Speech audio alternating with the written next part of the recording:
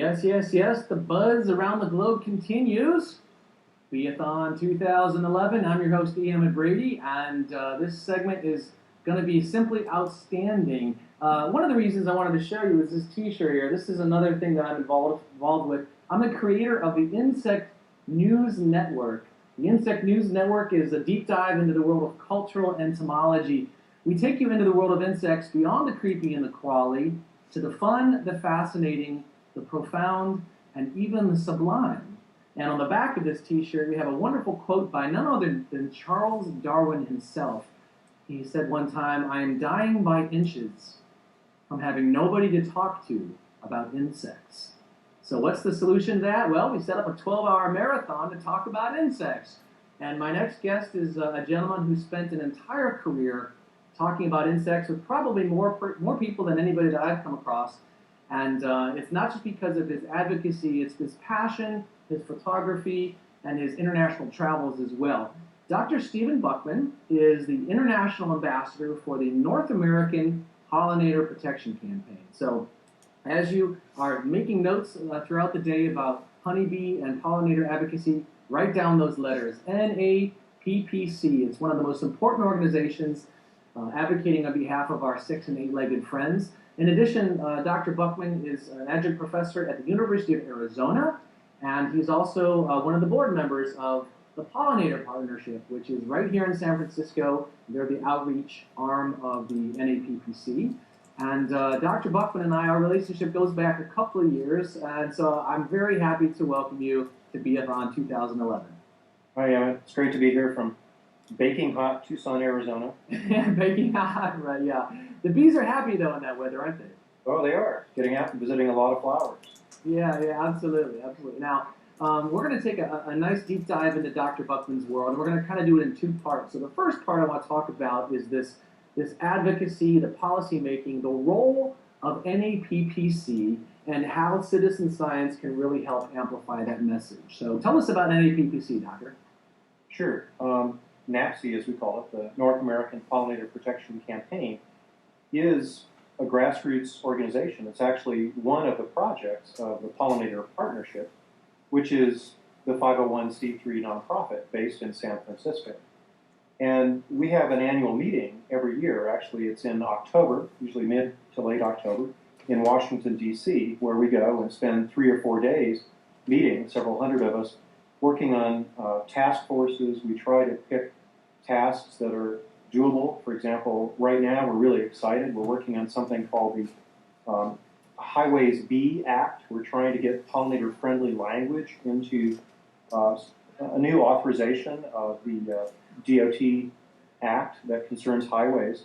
And why we're concerned about this is that we think, well, we've got really great bipartisan support for this, but we think we can get states and the feds to buy into less mowing, which means reducing their costs, and also by planting pollinator-friendly plants. So we have more food in the pantry, right, for honeybees, native bees, hummingbirds, butterflies, moths, all kinds of pollinators. So we're really excited about that.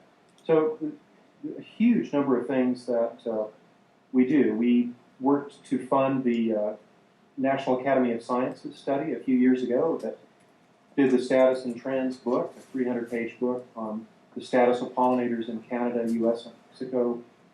We were involved with getting the bees and other insects on stamps a few years ago. So it's really neat. We also do pollinator stamps. I love it. We just had Pollinator Week, which was the last week. Big one, yeah. National Pollinator Week is an annual week, and your organization was instrumental in getting it declared by Congress. It's June 20th through the 26th every year, and I hope the Beathon and your garden show Citizen Science is going to help really broadcast that message into the future, because obviously a whole week dedicated to pollinators would really set the buzz around the world, don't you think? Yeah, it was great fun this week. We had actually over 80 grassroots things happening, lectures, walks, beekeepers opening up their hives to the public. It was really a fantastic thing. Awesome, and I understand that the White House has a bee, because of Michelle Obama's activities, there's a honeybee seven supers high, is that right? A honeybee hive? There is, yeah. There's a really cool visible Langstroth hive, a very fancy Langstroth hive, Pretty on the fancy. White They're House. showing off a little bit, don't you think? Yeah, it's a fancy one. It's not like some of the beehives I see scattered around Arizona, which need a little bit of paint, you know. Yeah, well, when you're in the White House, you can afford to go 7 supers high. And most of the beekeepers watching online will get a real kick out of that one. So That's right. now, I often tell people about pollination that to make it fun and really understandable, that it's brought to you by the letter B. For some inordinate reason, most of the pollinators have the letter B in their names: honeybee, bumblebee, beetle, hummingbird, bats. It goes right down the line. I understand you got some nice images to show to people. And again, Dr. Buckman has traveled the world. He teaches classes in some of the most remote places in the world on how to do insect photography. So again, it's cultural entomology. It's this new digital era where we get to slow down the insect world. We get to blow it up to our scale and really, really analyze it. So it's allowing citizen science to happen at a scale that's never been before possible. And that's why YourGardenShow.com Citizen Science and the Great Sunflower Project are so important, because our platforms, our free online platforms, are very graphic and very media friendly. So Dr. Buckman, tell us about some of these pictures you have. Well, the first one I have is poking my head inside a honeybee colony, so the beekeepers will recognize that. See what you're missing, folks? Okay, you sign up today, right? Stick your head inside a colony. Actually, fortunately doesn't show my head, but it does show some worker honeybees. And they're great. A lot of things you can see when you look at bees up close. Most people don't realize that honeybees are one of the few bees in the world that have hairy eyes. So we don't really know what's going on, but they've got thousands of little hairs poking up as seedy from the compound eyes. So, and I also often tell people that the legs of honeybees are among the most elegant structures in nature, don't you think? They are. I like to consider them as almost like flying Swiss Army knives, because they've got little wonderful tools like antennal cleaners and the pollen press and all these things on their hind legs. So yeah, they go around with their little carpenter belts on all the time. And when they jump into a flower, they have a special electromagnetism that actually tracks pollen to their bodies. Isn't that right? Yeah, any object that flies through the air, whether it's a worker honeybee, a baseball, or a 747, picks up a strong electrostatic charge. So they become positively charged. Plants are quite literally and figuratively grounded, right? They can't get up and go on a date unless they're a prom corsage. So the bees have to come to them. And yeah, sometimes the pollen jumps these little air gaps. So electrostatics is passive. And the other thing that works for bees, all bees actually, the signature feature of bees is that they have branched hairs. Not like the single hairs on our head. They're more like a bird's feather. So all these little interstices, all these little nooks and crannies grab onto the pollen, help them collect it for food, but help them move it on to other plants, which is, as we all know, an incredible ecosystem service, responsible for about 35% of the food we eat around the globe. Quite amazing structures, and it's all designed for the propagation of plants. So let's take a look at some of that. What's the next picture you got to show us, Doctor? The next one, I believe, is a big jolly bumblebee, Bombus sonoris from Arizona. And I think it's sitting on a thistle. Let me go through to my... Oh, look at that. Beautiful. Yeah, so that's... Eastern beekeepers or Eastern naturalists would know this one as Bombus pennsylvanicus. That's how we know it scientifically, but I like to think it's a good species. So this is Bombus sonoris from the Sonoran Desert of Southern California, Arizona, New Mexico, and Sonora. And how many species of bumblebee are in North America? Depends on who you ask, but roughly 47. Okay. And there's 3 right now that are endangered. Is that accurate? Yeah, actually 4 or 5 of them are in pretty steep decline. Okay. When I was a grad student at UC Davis in Berkeley in the mid to late 70s, we had very common bumblebees, Bombus occidentalis, the western bee. Now when I go back for a visit, you just don't find that bee, so their ranges have constricted. Okay, what's the next image? Okay, the next one looks like pretty in pink. We have a dressed up sweat bee, which is the sweat bees. Yes, green sweat bee with kind of a flashy yellow and black abdomen. Look at that. What a stunning photo. That's a great one. Yeah, Those ones almost look like they were put together in a toy factory, don't you think? I know, and yeah, no photoshopping actually, the real thing. Yeah. Yeah, and sweat bees are one of those bees that kind of go unnoticed. They're a native pollinator. There's several dozen species, isn't that right? Oh, there are lots. There are hundreds of species. In fact, gardeners will know and recognize some sweat bees. In fact, the genus Dialictus as little tiny blackish, maybe a hint of metallic, but they'll land on their arm and they'll wonder what's licking their sweat. So sweat bees live up to their name. They're after salts and perspiration. So gardeners find that out pretty early. Yeah, and they don't sting much. No, not bad at all. And next one. Next one is really cute. It looks like it has old rabbit ear TV antennae, but this is what we call a long-horned bee. This is a male. The females don't have such long antennae, but this is in the genus Melastodes, and it's sitting on a little grass stem. Sometimes male bees are highly territorial. They fight by day, but often they form these little sleeping aggregations at night, wake up, have their coffee, and fight again over females the next one. Like they do it in the old days. Yeah, it's all for the gallantry of the fight, right? Really charismatic bees, I think. Sometimes these antennae are 1 or 2 times the length of their body. Pretty neat. So like sword fighting. Yeah, kind of. Yeah, okay. And then there's one more shot I think you wanted to share. Last one, people looking at it may think it's a wasp. It doesn't even look bee-like. Most of the bees in the world are very charismatic, sort of super fuzzy teddy bear-like bees. But this one is the genus Nomada, and we call them cuckoo bees, not because they're crazy, or maybe they're crazy like a fox, but they're kleptoparasites. So just like a cowbird in the bird world will sneak an egg into a nest, and the foster parent rears the kids. That's exactly what's happening here with bees. So 10 or more % of bees in the world, depending where you live, are cuckoo bees. So when the host female is away, one of these interlopers sneaks an egg into the nest. How about that? So what's interesting too is that Carl von Frisch was the professor, the scientist back in the 50s and 60s who decoded the dance language of the honeybees. And he said that the world of the honeybee is like a magic well. The more you draw from it, the more there is to draw from. And I think after spending time with people like you, Doctor, you can say that just about all the little bee species. They're a pretty amazing, diverse, and colorful group of insects, don't you think? They are. We've got 3,500 species of native ground and twig nesting bees in the United States, about 6,000 in North America, and around the world about 20,000. But taxonomists and bee scientists are discovering new ones all the time. So who knows? When we're done, there might be 30,000 or so bee species in the world. We just don't know the exact number.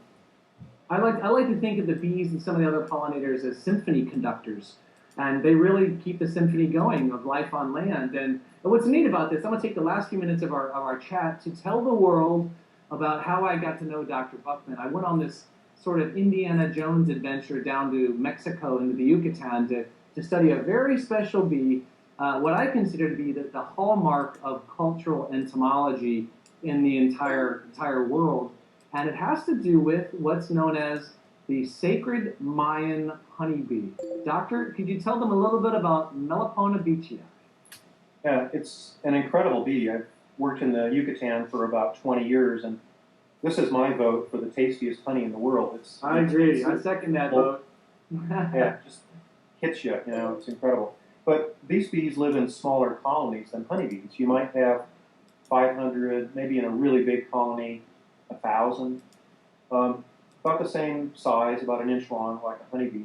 But they live in hollow logs. And the Maya, starting with the ancient Maya at least 2,500 years ago, would go out into the forest, fell trees, and bring sections of the trunk back. They call them jabones. And they keep them in little A-frame shelters. And there are lots of amazing bee ceremonies. The bees are really special. They pollinate their dooryard gardens, which are raised gardens to keep them away from the attacks of leafcutter bees, leafcutter ants.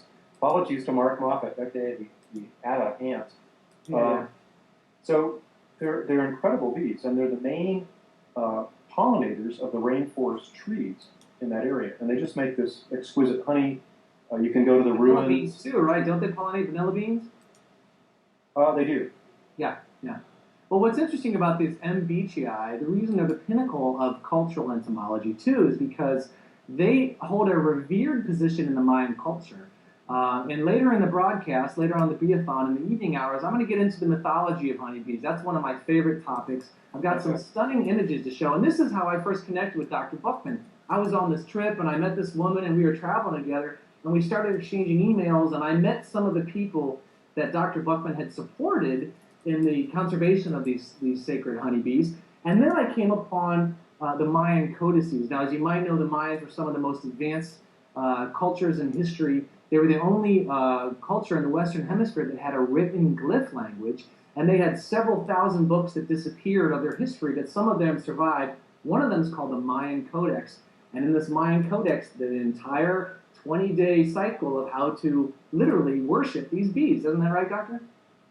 Yeah, there were thousands of these screenfold books, the codices, and they were all destroyed during the Spanish conquest.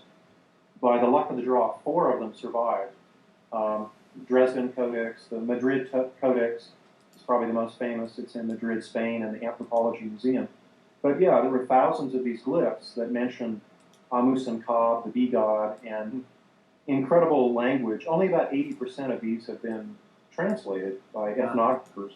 But the language is incredible. They talk about the eggs floating on the sour, sweet liquid, and they show Mayan deities dividing a parent colony into daughter colonies. So they were very, very advanced in their bee craft. And I'm delighted that you're showing. And the Mayans worship the gods, and the gods worship the bees. That's kind of how it goes in the Codex. And I believe that they translated as honey is called the sweat of the sun.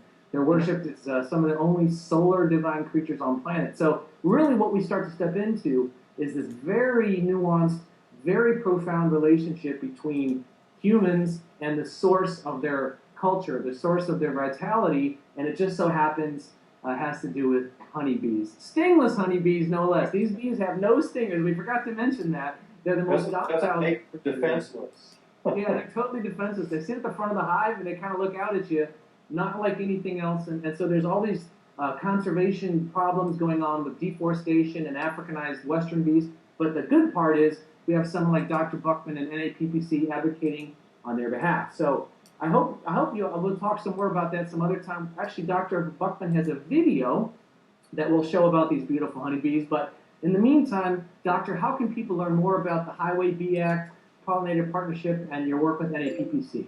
Right. Well, all you need to do, it's a very simple website to remember. It's just pollinator.org. You can go there, and we've got great information in French, English, and Spanish. We have eco-regional planting guides, which are fantastic for gardeners. They can just put in their zip code and instantly get planting lists, really beautiful PDFs, instructions on planting for pollinators, to plant in clumps, what to use, bee houses. You know, we didn't talk about there you go. I love it. Little bee That's house. for native bees right there. That's not for honeybees. That's for little native bees, mason bees. You can take scrap lumber and drill holes, you know, about soda straw size, and leafcutter and mason bees will move in. So we've got information about this on our website. Other great resources online are obviously the Great Sunflower Project and the folks at Xerxes. So there are really some incredible things online that gardeners can use. Well, I hope at some point in the near future, Doctor, we can take a deeper dive about how some of your NAPPC and pollinator partner initiatives can mesh with our citizen science platform at yourgardenshow.com. And do me a favor, if you talk to Mr. Moffat, let him know that we mentioned his ants, but this show is about the beeathons. Maybe we'll do an anthathon next time and have him on today. All right, Dr. Buckman, onwards and upwards. Good luck with all the work, and we look forward to supporting you in the future. And we're going to move right on to part 10 of the beeathon in just a minute. Thanks for being with us, Doctor. Thanks, Emma.